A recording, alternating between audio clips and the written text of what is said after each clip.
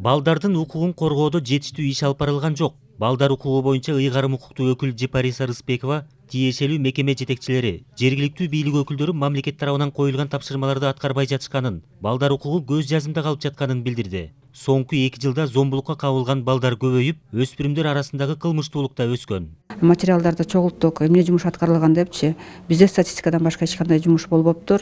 Дагы кээ бир жергиликтүү өз алдынча башкаруу органдары бул мыйзамды алып окуган эмес.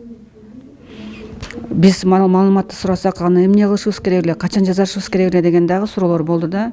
Анан биз ошо Кыргыз Республикасынын балдар укугу боюнча ыйгарым укуктуу өкүлүнүн ошо балдардын арасында кылмыштуулуктар кандай болуп атат, 2019 жылга чейин караганда ошо 2,5 эсеге көбөйгөн фактылар бар экен. Эгерде 2019 жылы 54 бала соттолуп кетсе, 2020 жылы уже 115 бала соттолгон болуп атат да. Ошол дагы бул бизге дагы терс көрүнүш. Мамлекеттик органдар уже эмне жумушту алып барыш керек болчу, эмне үчүн алар жасаган жок деп биз протоколдук тапшырма беребиз.